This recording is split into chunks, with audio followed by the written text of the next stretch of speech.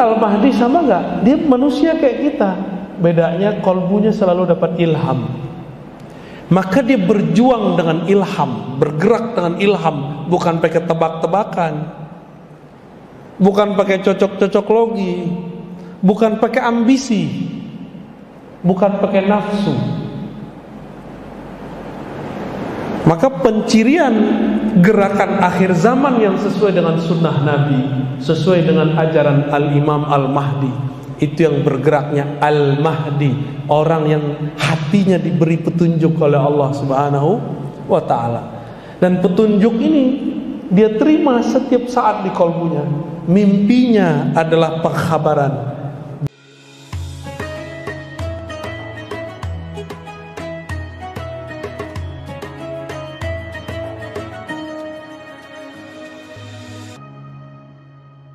Para satis, para dai, muallim, ya. Ini mic itu aja kali, Pak. Ya. Nah, gitu. Ya. Semoga dalam berkah ridha Allah Subhanahu wa ta'ala. Dalam akhir surat Luqman Allah berfirman, "Innallaha 'indahu ilmus sa'ah." Sesungguhnya di sisi Allah lah, maksudnya milik Allah lah, ilmu mengenai sa'ah. Syukran. Apa arti sa'ah? Hari kiamat.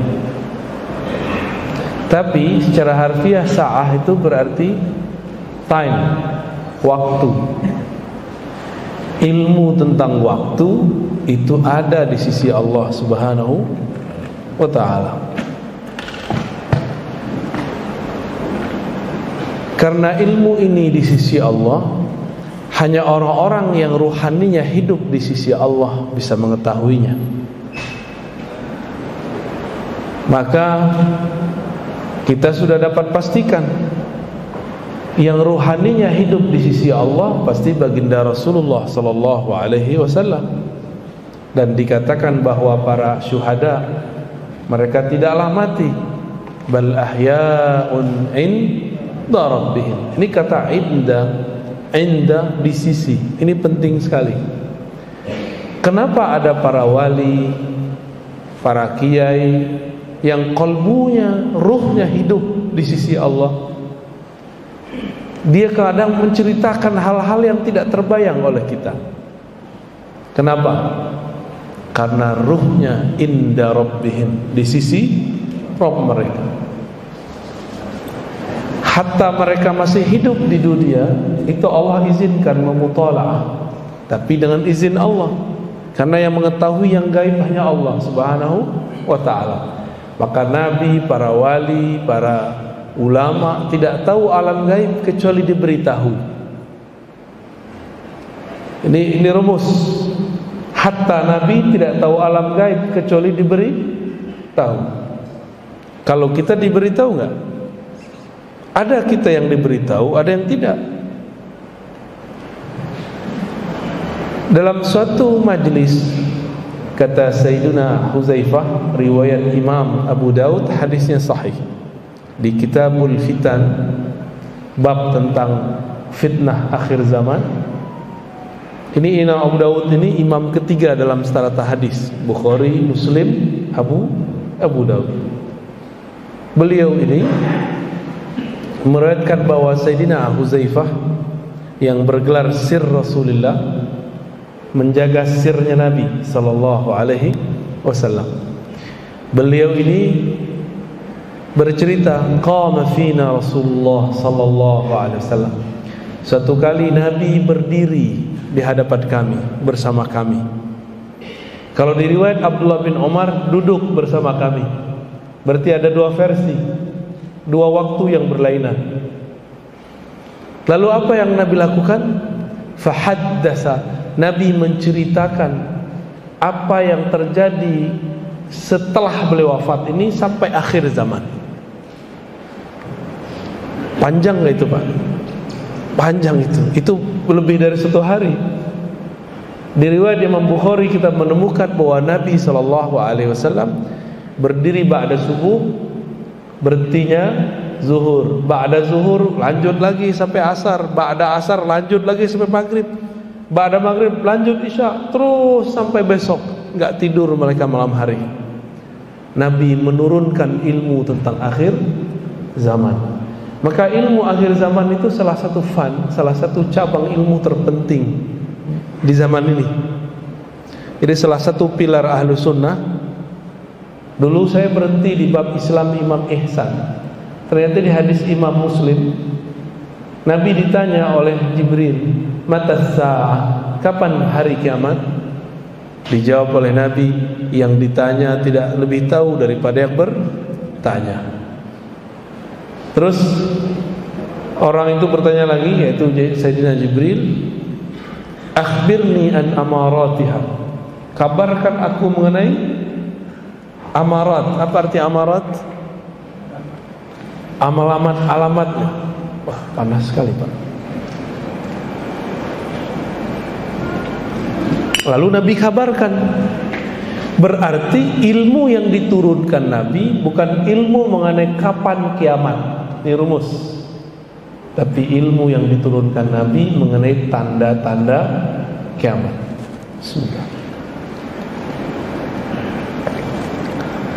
Oh ya, lupa. Kita baca Al-Fatihah dulu ya. Supaya Allah membuka hati kalbu kita, mari kita baca surah Al-Fatihah. A'udzubillahi minasyaitonir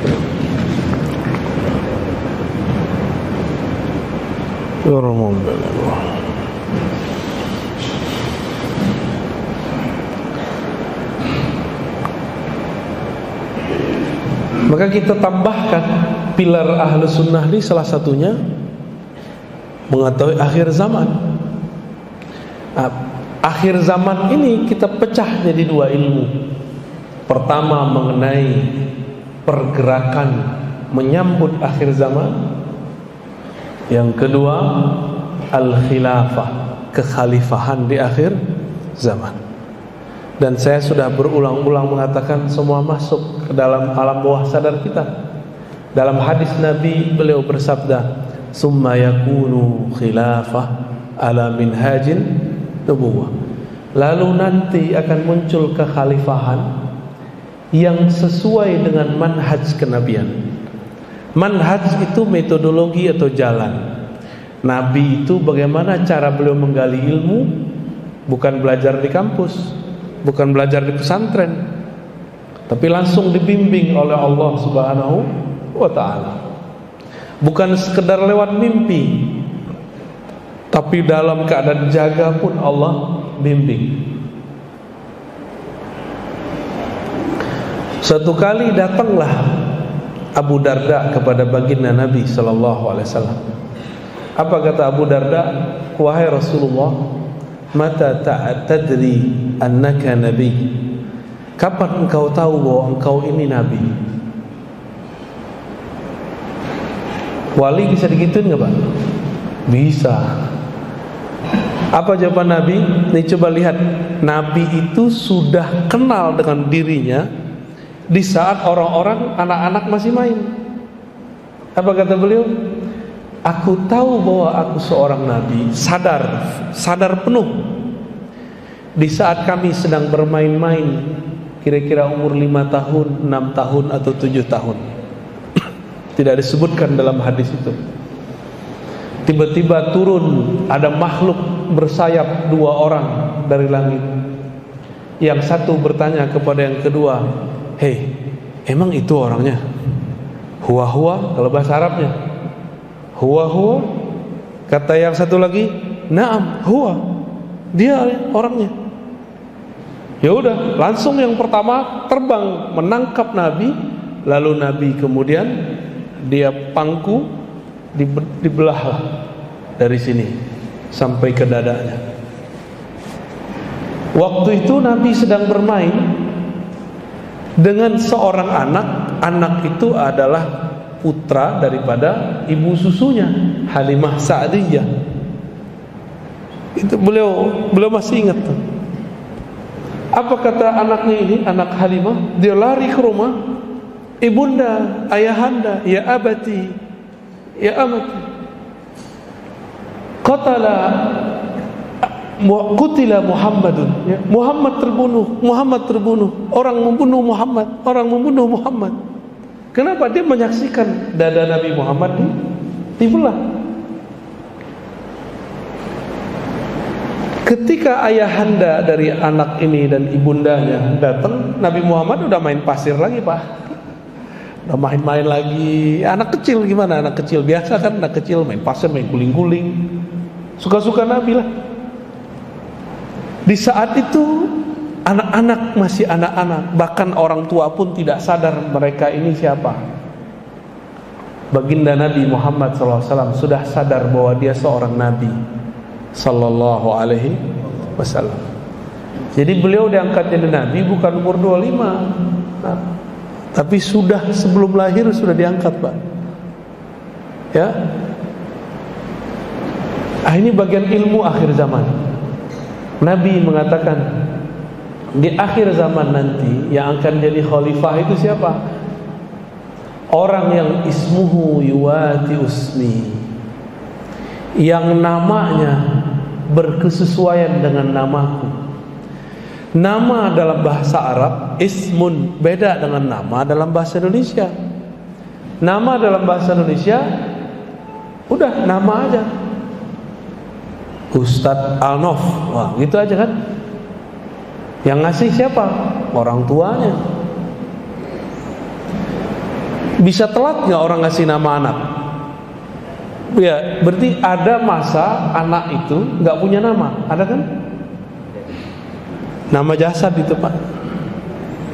Ada nggak orang yang ganti nama? Ada. Mungkin bapak-bapak ini dulu, karena zaman-zaman SD dulu belum jelas dukcapilnya, bisa 3 kali ganti nama. Sebelum masuk SD namanya apa, pertengahan SD namanya apa, akhir namanya berubah lagi. Karena sudah jadi nama ijazah nggak bisa berubah, bisa 3 kali ganti nama, bener ya?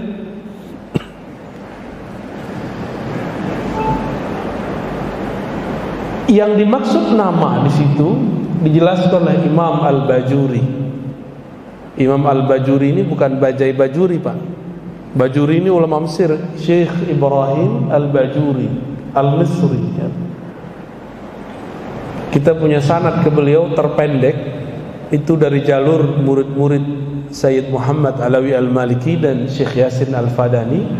Punya murid umurnya ratusan tahun, namanya Al-Aquri. Al-Aquri langsung belajar kepada Ibrahim Al-Bajuri. Apa kata Imam Al-Bajuri? Ism itu maknanya tanda, al-alam awil wasam wal-sumu al-ulu, tanda-tanda dan ketinggian ilmu ataupun derajat.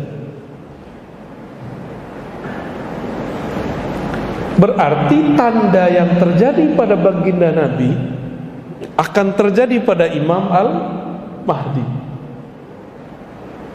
Ketinggian ilmu yang ada pada Nabi akan diberikan kepada Al-Imam Al-Mahdi.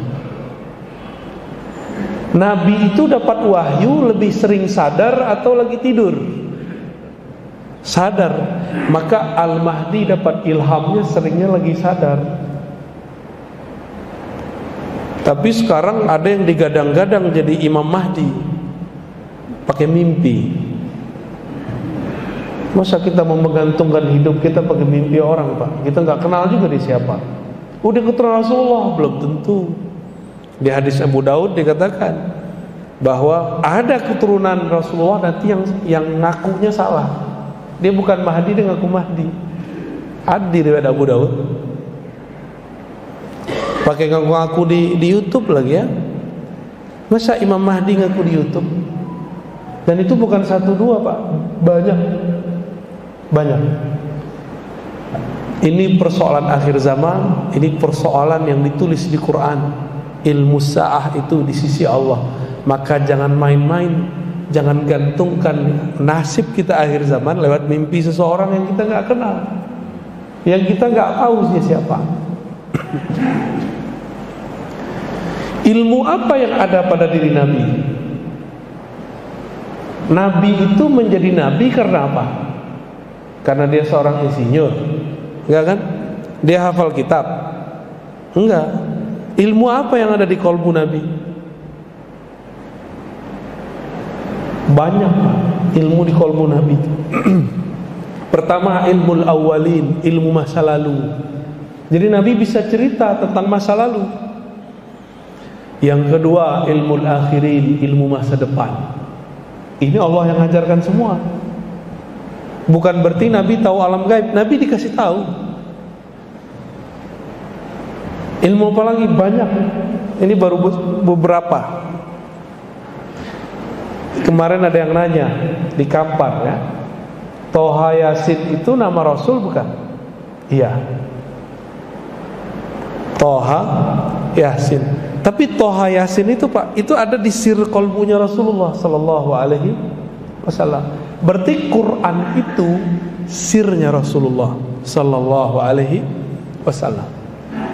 Maka kepada orang-orang yang mengkhidmahkan dirinya menghafalkan Quran, jangan berhenti pada hafalan, lanjutkan pada pemahaman. Ya. Nah, ini tentang Imam Al-Mahdi. Dan ada yang penting di situ. Kata Al-Mahdi artinya diberi petunjuk. Benar. Yang di-guidance oleh Allah Subhanahu wa ta'ala. Nabi tadi umur berapa? Dibedah 5, 6 atau 7 ya, wallahu alam mana yang tepat.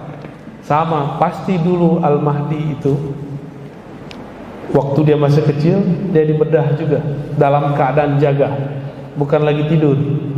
Kalau Mahdi palsu lewat tidur, itu Mahdi mimpi namanya.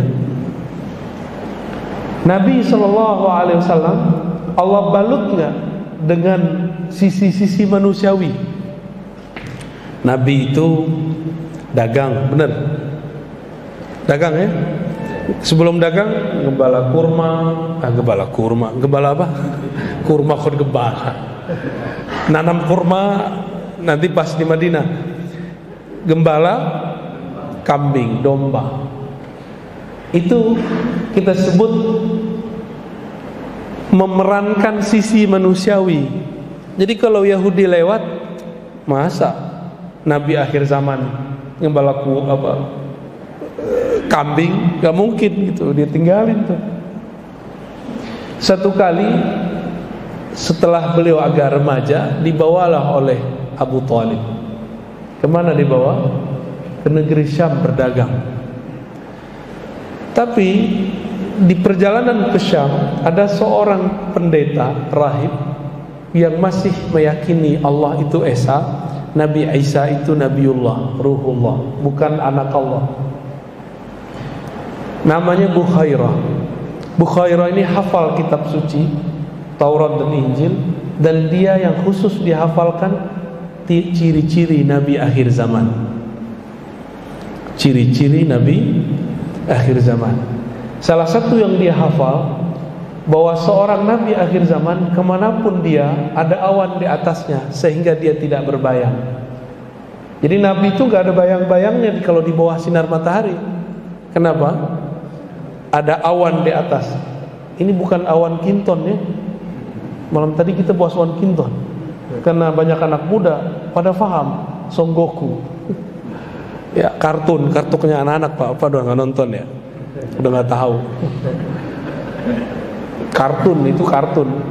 Jadi dipersonifikasikan.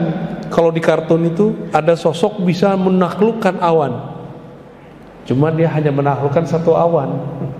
Kalau Nabi Muhammad SAW bisa semua awan dia taklukkan dengan izin Allah Subhanahu wa ta'ala.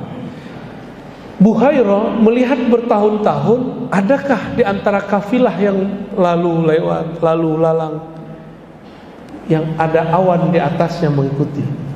Sepanjang umurnya melihat tidak ada satupun kecuali kafilah Abu Thalib kali ini. Maka dia panggillah utusannya, muridnya, santrinya, panggil itu orang, siapa pemimpinnya, kita jamu makan. Dan jangan lewatkan satu orang pun. Akhirnya semua jadi jamu. Beliau keluar, dilihat awan tidak ada. di atas tempat makan. Maka dipanggil Abu Thalib, Abu Thalib, adakah orang yang belum engkau ajak makan? Jawaban Abu Thalib, oh perasaan tidak ada. Bertanya lagi Bukhairah, pasti ada. Oh, bingung Abu Thalib, ini orang aneh nih, ya. Akhirnya Abu Thalib bilang, ada, tapi anak kecil, anak bawang. Anak bawang. Anak saya Muhammad. Abu Thalib menganggap Nabi Muhammad sebagai anaknya karena ponakannya yang ayahnya sudah meninggal, yaitu adiknya Abu Thalib sendiri. Lalu dipanggillah Nabi Muhammad, dilihat waktu bergerak di atasnya ada awan. Langsung disidang itu Abu Thalib. Abu Thalib, kamu sini. Disuruh semua orang keluar. Ya Abu Thalib, inna hazal gulam nabiyyun. Ini bocah, anak ini bukan orang biasa, anak ini nabi. Berarti Bukhairah sudah tahu bahwa sosok Muhammad bin Abdullah sudah jadi nabi waktu masih kecil. Benar ya? Kejadian kan kisah itu sama. Yang tahu siapa? Bukhairah. Bukhairah itu wali Allah Subhanahu wa taala. Ya, kalau kita buka-buka isi kolbunya, mungkin dia juga seorang nabi tapi tidak punya kerasulan, enggak punya risalah. Ini Bukhairah. Apa kata Bukhairah? Wahai Abu Thalib, tolong engkau sembunyikan, engkau jaga Muhammad. Kalau Yahudi tahu siapa dia, mereka akan membunuhnya. Maka Abu Thalib membungkus Nabi Muhammad dengan peran-peran manusia biasa, seperti orang Arab biasa, sehingga tidak ketara kalau ini orang spesial. Cuma kalau mendekat kepada beliau spesial. Jadi waktu beliau digelar Al-Amin, beliau sudah nabi belum? Sudah, karena belum lahir udah diangkat jadi nabi.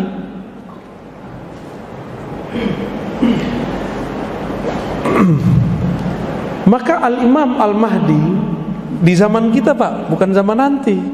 Ini zaman ini nih. Al-Imam Al-Mahdi itu akan mengalami hal yang sama. Dia akan dipoles oleh Allah dengan sifat-sifat manusiawi yang kira-kira orang kalau melihat ini gak nyangka kalau dia seorang wali. Benarlah kata Imam Ibn Athaillah As-Sakandari, ya. Kata beliau, subhana man satara khususiyatahu bima bizawahiril bashariyah. Maha hebat Allah yang menyembunyikan keistimewaan-keistimewaannya dalam peran manusia biasa. Jadi gak ketahuan kalau ini dia seorang wali. Seperti Nabi dulu diperankan seperti seorang biasa, orang Arab biasa, pemuda biasa. Nggak ada tuh Nabi keluar-keluar, saya Nabi loh, saya Nabi loh, gitu. Sampai ada perintah. Kayak seperti sekarang, ada yang datang ke saya, aku loh Al-Mahdi. Ada yang datang, Pak. Cuma karena jidatnya agak lebar dikit, hidungnya agak mancung dikit. Ustaz Ano masuk ke tuh jidatnya lebar. Ada juga yang lewat YouTube. Ada yang lewat YouTube ngaku bahwa dia Mahdi tapi belum imam. Ini kalau asli dibunuh Yahudi nggak? Dibunuh, Pak. Dibunuh pasti kalau asli itu. Jadi kita nggak usah buru-buru. Ini ilmu rahasia. Hanya orang-orang yang mengerti ilmu rahasia yang mengenal. Seperti Bukhairah bertahun-tahun menunggu, akhir ketemu. Ya. Berarti Abu Thalib mengerti nggak Muhammad bin Abdullah adalah seorang nabi? Ngerti dia. Cuma akhir hayatnya disebutkan dalam Sahih Bukhari tidak sempat melafazkan.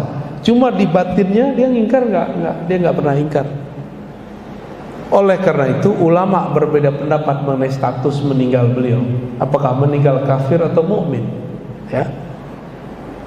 Nah, itu bagaimana cara memahami ilmu akhir zaman. Jadi babnya ma'rifatul ism, bab mengetahui nama, yaitu tanda-tanda. Maka pelajarilah tentang sirah kenabian, kejadian yang akan terjadi pada Al-Mahdi nggak jauh beda. Bedanya nanti formulasinya. Nah, Bapak, Ibu, Saudara, sahabat, ikhwan, akhwat fillah, seperti yang saya sebutkan di tempat yang lain kemarin, yang sudah mengikuti, akhir zaman ini semua ilmu dikumpulkan Allah. Bahkan dalam handphone yang kecil yang kita sebut smartphone, itu semua ilmu ada nggak di situ? Ilmu hadis ada nggak? Ilmu tafsir? Ilmu apa lagi? Tasawuf ada apa di situ?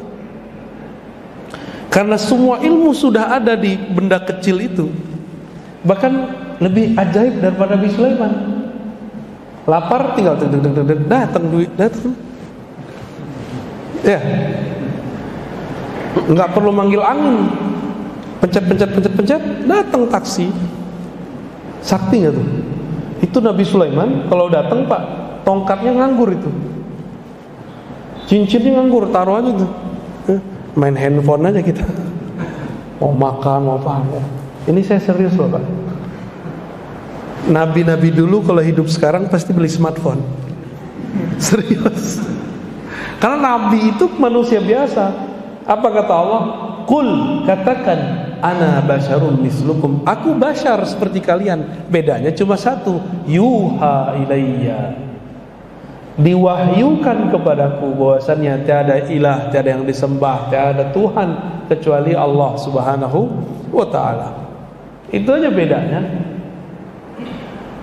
Berarti Al-Mahdi sama enggak? Dia manusia kayak kita. Bedanya kolbunya selalu dapat ilham. Maka dia berjuang dengan ilham, bergerak dengan ilham, bukan pakai tebak-tebakan, bukan pakai cocok-cocok logi, bukan pakai ambisi, bukan pakai nafsu.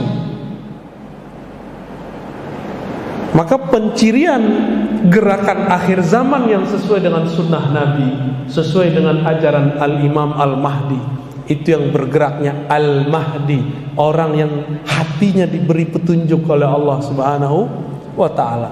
Dan petunjuk ini dia terima setiap saat di kalbunya. Mimpinya adalah pengkhabaran, jaganya adalah pemakrifatan. Jadi mereka ini yang seperti dikatakan Nabi pernah berkalam, Pak. Tanamu qalbi, tanamu ainayya wa la yanamu qalbi.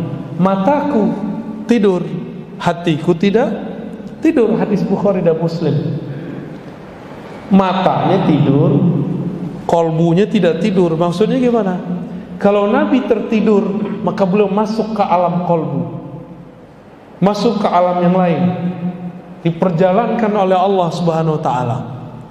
Jadi Nabi itu kadang lagi sadar, lagi sholat, kadang lagi tidur. Itu diperjalankan ke masa depan, diperjalankan ke masa lalu. Maka Nabi tahu semua kejadian awal ataupun akhir dengan izin Allah Subhanahu wa ta'ala. Al-Mahdi serupa. Maka Al-Mahdi itu sekarang, Pak, kalau beliau sudah ada, kalau lah Pak ya, pasti sudah dikabarkan Allah lewat mimpinya, lewat tidurnya, lewat jaganya, ilham-ilham yang dia terima. Apa yang akan terjadi 3 tahun ke depan, 7 tahun ke depan, 10 tahun ke depan, 13 tahun ke depan, udah dikabari. Corona ini pasti dia sudah dikabari. Cuma jangan ketipu, di sini ada Mahdi teri ya. Dia juga ngaku-ngaku dikasih tahu. Padahal baru diketahuinya baru sebulan sebelum, setahun sebelum. Kalau Al-Mahdi dari kecilnya udah dikasih tahu. Waktu dibedah dadanya oleh malaikat, itu dia sudah kasih tahu langsung semua kejadian itu. Makanya Nabi Muhammad waktu diusir dari Taif, beliau balas gak? Karena beliau sudah diperlihatkan itu dulu di masa kecilnya. Waktu beliau SAW pergi ke Mekah, ditahan di Hudaybiyah, cuma 10 atau 15 kilo lagi masuk Mekah, ditahan. Beliau berontak gak? Enggak, karena beliau sudah diperlihatkan oleh Allah Subhanahu wa ta'ala. Maka gerakan Al-Mahdi itu bukan gelosok-gelusuk, bukan gerakan emosional. Gerakannya penuh ketenangan, santai, tapi ada kemantapan dalam keyakinan, kuat dalam mental. Bangun mental kuat aja udah susah orang hari ini, ya. Tanya aja para ustadz itu takutnya bukan sama istri, Pak, sama jamaah. Cuma kalau ketemu canda-candanya takut sama istri, mau jadi wali, takut sama istri, itu candanya ustadz tuh. Tapi takutnya para dai itu sama jamaahnya. Takut apa? Takut ditinggal jamaah. Itu mental ustadz tuh harus dibanting gitu. Yang harus takut jamaah sama ustadz atau ustadz sama jamaah? Jamaah yang takut ditinggal ustadznya, jangan ustadz takut ditinggal jamaahnya. Salat suruhnya ntar aja Pak ya. Ngaji lebih afdol atau salat suruh? Serius? Wah, antum lolos. Ngaji satu bab sama dengan salat 100 rakaat atau 1000 rakaat. Cuma orang nggak ngerti, dia kejar tuh yang 2 rakaat. Ya. Antum nggak sholat suruh pun habis ini nggak apa-apa Pak. Udah sama kayak 100 rakaat, udah sama kayak 1000 rakaat. Maka jangan heran nih para ustadz kadang-kadang kalau udah selesai suruh dia langsung pergi, karena keberkahan 1100 rakaat udah di tangannya. Kok bisa? Sholat 2 rakaat pasti ikhlas nggak? Bisa riya? Bisa riya. Tapi antum kalau ngaji pasti sahih qalbunya. Dari tadi sadar nggak kakinya kesemutan? Nggak kesemutan, hebat nggak tuh? Coba wiridan zikir, kita kasih wirid 500 aja, baru satu putar tasbih lama amat ini. Emang nggak ada zikir lebih gampang, enggak? Tapi kalau ngaji Pak nggak ada, tahu-tahu udah syuruk kayak, ya. Karena kajiannya pendek sekali, kita pindah topik langsung ke Dajjal, ya. Jadi Imam Mahdi clue-nya tadi, dia bergerak dengan hidayah dari Allah, bukan tebak-tebakan, bukan emosi, bukan pakai ro'yu, bukan pakai kendaraan partai politik Pak. Maka nggak ada gerakan kemahdian itu anti politik, anti negara, berontak tuh nggak ada. Gerakan Al-Mahdi itu tidak ada menghancurkan satu negara, nggak ada. Nanti negara udah hancur semua baru dia muncul, itu di hadisnya. Idza muliat al-ardu jauran, kalau bumi sudah dipenuhi oleh jauran wa zulman, kezaliman, sehingga negara hanya tinggal namanya, batas-batasnya sudah tiada. Di saat itulah Allah izinkan Al-Mahdi muncul. Berarti lewat berontak gak? Maka sekarang jika ada pergerakan memberontak kepada negaranya, itu bukan panji-panji Imam Mahdi. Walaupun di situ ada tentara 313, itu cuma nama 313. Ya, paham maksudnya? Udah mulai paham? Ya, dia sebut tentaranya 313, tapi dia berontak kepada negara yang sah. Walaupun kita pro sama kelompok ini, tapi itu bukan gerakan Al-Mahdiyin. Kenapa? Gerakan Al-Mahdiyin tidak pernah berontak. Nabi pernah berontak gak di waktu di Makkah? Nabi waktu di Madinah pernah menghancurkan Mekah gak? Dihadang, dilarang masuk Mekah, itu pun Nabi ngalah. Maka gerakan Al-Mahdi itu banyak ngalahnya. Sampai datang saatnya terjadilah Futuh Makkah. Dibuka Makkah tanpa perang. Disitulah nanti terjadi Bai'at Kubra, Bai'at besar-besaran. Gak tahu tahun kapan Pak, tapi Imam Mahdian sudah dikasih tanggal, sudah dikasih tahun sama dia. Ada yang ngasih 28, ada yang ngasih 27. Ya salah. Enggak, itu enggak sah, itu batil semua tuh. Ini Allah sudah rahasiakan, masa kita klik-klik itu ya. Serahkan rahasia itu kepada Allah.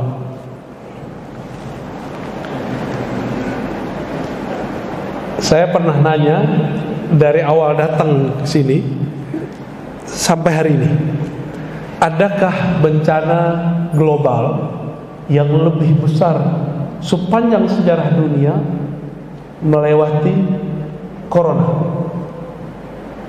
Efeknya Pak, efeknya goyang negara, goyang ekonomi, benar gak? Banyak goyang Mas kan, goyang masjid, gak hanya masjid, gereja aja tutup. Jadi bukan hanya kita yang gerakan mereka itu gerakan anti agama Pak, semua agama dia musuhi. Jadi gerakan-gerakan yang kita sebut juyushud dajjal, tentara-tentara dajjal itu artinya apa? Apa arti dajjal? Raja dusta. Raja dusta artinya. Akhirnya kita nggak bisa ngapa-ngapain lagi, terpaksa ngikutin sistem mereka. Udah ikutin aja Pak, ikutin aja tanggal mainnya. Nabi Muhammad kan sering ngalah, makanya saya ngalah. Suruh vaksin, udah vaksin. Ya, habis itu bekam kita Pak. Ya. Nabi Muhammad itu didatangi Jibril, bilang itu, ya Muhammad, sampaikan kepada umatmu ada pengobatan langit namanya bekam. Walaupun yang bekam orang bumi, tapi itu pengobatan langit. Maksudnya apa kalau langit? Biasanya penyakit itu diobat, ini sekarang penyakitnya dibuang. Canggih gitu. Kalau nggak biasa donor darah, bekam aja Pak, berkah banget. Cobain rasakan. Imam Ahmad tuh setiap kepalanya berat, apalagi orang Pekanbaru ini suka makan gazebo, nggak jelas tuh. Apalagi waduh, santan tuh paling bahaya. Wajah-wajah suka makan santan. Apa tuh dendeng balado? Dendeng nggak ada masalah, tapi minyak baladonya masalah. Itu harus dibuang Pak, nggak bisa pakai obat, dibuang. Makanya darahnya Nah, Nabi Muhammad SAW dikabarkan di langit, ini pengobatan akhir zaman. Jadi kalau versi saya, bekam itu wajib, bukan secara syar'i, secara kesehatan, sihhi, ilmu kesehatan lah di akhir zaman. Kalau bekam Pak, harus sekali seumur hidup. Nah, 40 hari sekali kira-kira ya. Tapi kalau udah numpuk 40 tahun, 60 tahun, itu bisa sekali seminggu itu Pak, sampai bersih itu. Baik. Jadi Al-Imam Al-Mahdi pergerakannya sabar, dia banyak sabarnya Pak. Sabar. Innallaha ma'as-sabirin. Allah bersama orang sabar. Berarti kalau dibalik, Allah tidak merestui, tidak membersamai orang yang tidak sabar. Walaupun dia bawa takbir, walaupun dia pakai pakaian-pakaian Islami, kata dia, tapi tidak sabar, Allah tidak bersama mereka. Ya. Lalu bagaimana dengan Dajjal ini? Dajjal itu nama kecilnya sama dengan Nabi Musa. Nisbatnya Samiri. Dia anak daripada hasil ritual setan ayah dan ibunya, dan itu tertulis dalam kitab, riwayatnya sahih. Ayahnya Samiri ini, mohon maaf, dan ibunya udah sekian datang ke dokter, ke dukun, gak punya anak. Datanglah ke dukun yang paling sakti, yang bisa mengakses Azazil iblis. Ternyata itu dukun iblis yang nyamar. Sampai sekarang iblis bisa nyamar Pak, bisa nyamar jadi orang, bisa meminjam lidah orang. Apa kata si dukun? Kalau engkau pengen punya anak, maka lakukanlah, mohon maaf, hubungan suami istri di kuil berhala. Jadi ada dulu kuil, di situ berhala semua, tapi sudah nggak ada orang yang berkunjung. Maka datanglah dia suami istri ke sana, karena malu setiap hari ditanya, kapan kau punya anak? Mandul.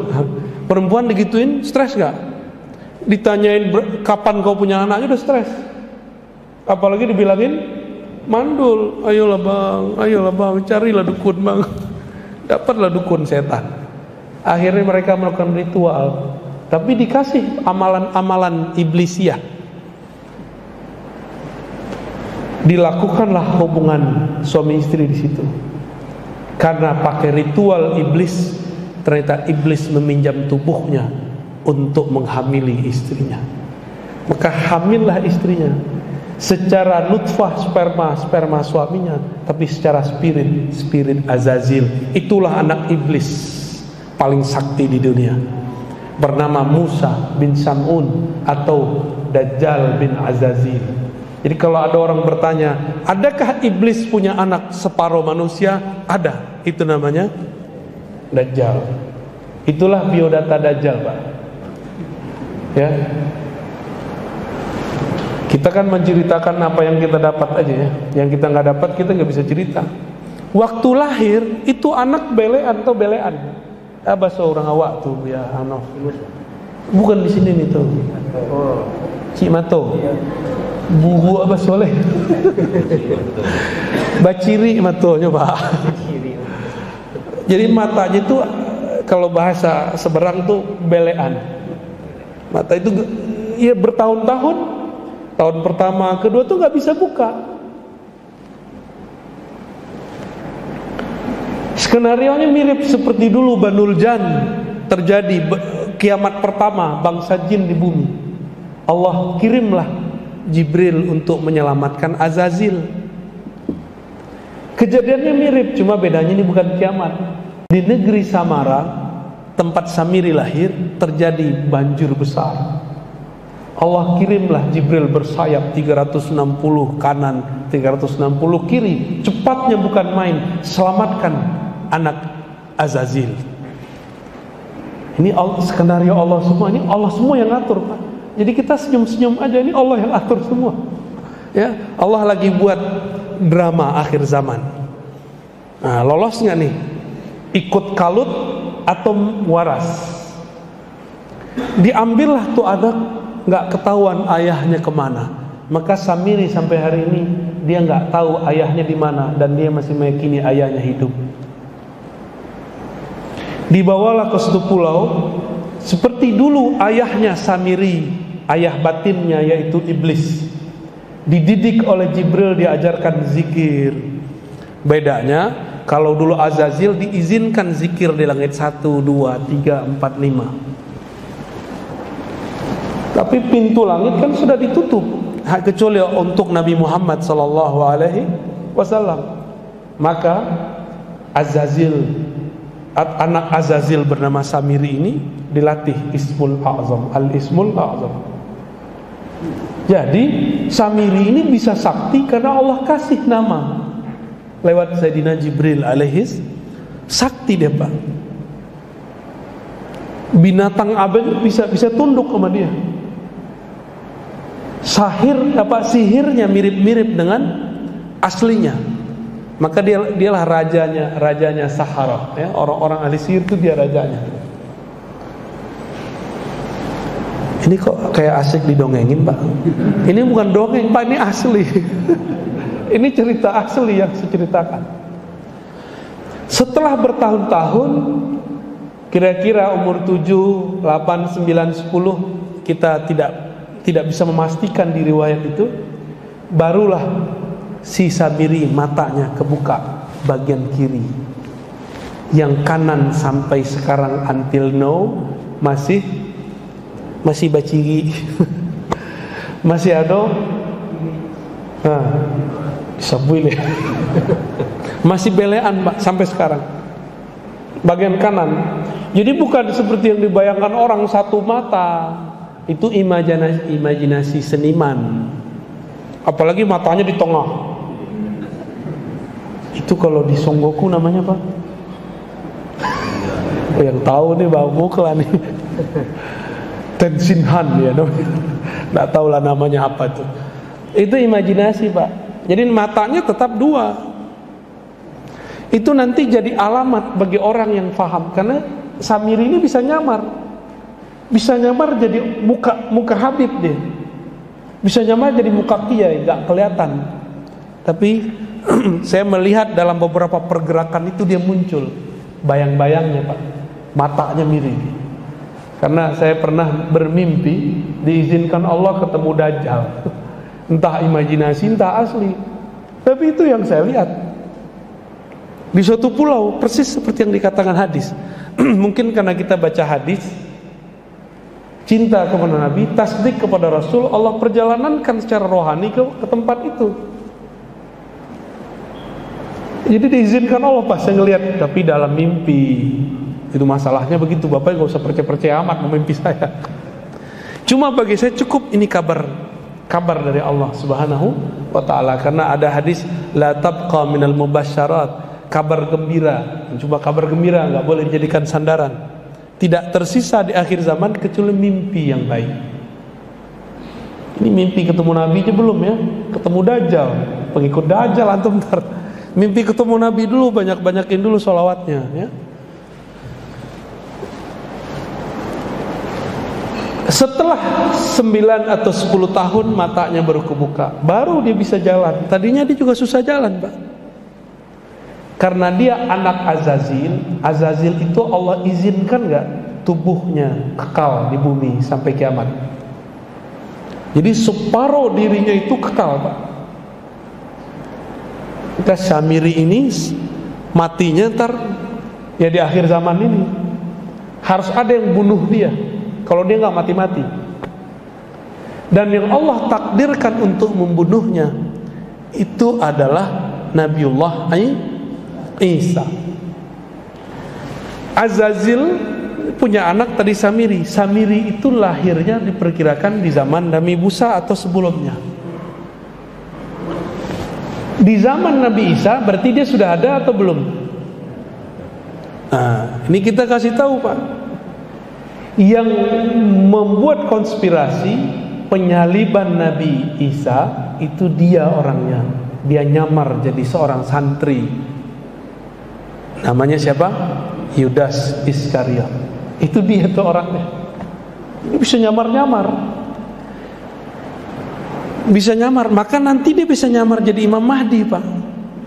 Ini yang saya khawatirkan. Kenapa dia mau bunuh Nabi Isa? Karena dia diberitahu oleh Jibril, nanti nasibmu berakhir di tangan Isa. Maka dia ingin merubah takdir. Gimana cara merubah takdir? Jadi usaha merubah takdir itu sudah pernah dilakukan oleh iblis dulu, gak berhasil. Anaknya coba.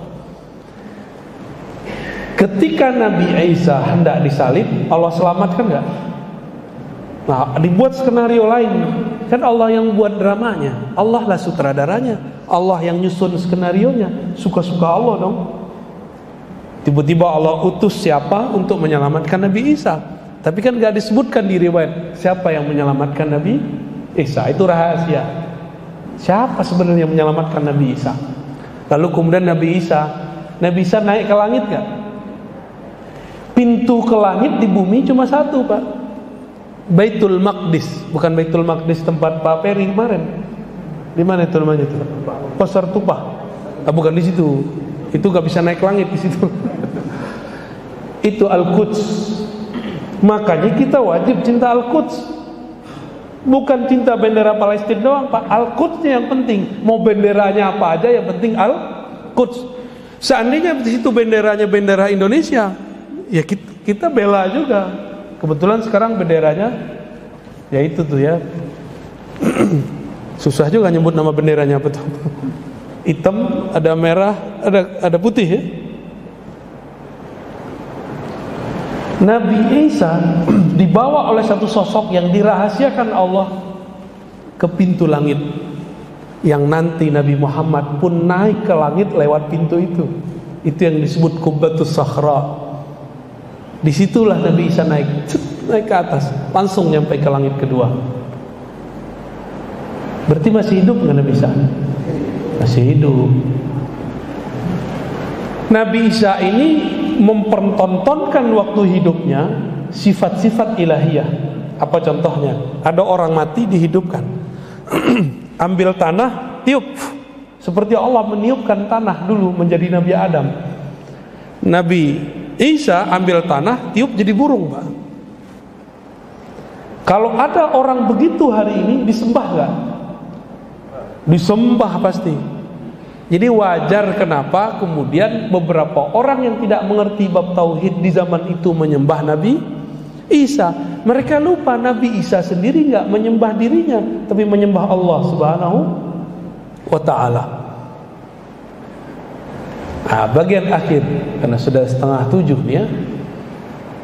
Asik Pak ya didongengin ya. Padahal udah tua-tua disuka diceritain juga nih ya. Ini tuangku aja senang diceritain ulang ya. Karena Nabi Isa dulu tidak menunjukkan syariat yang sempurna.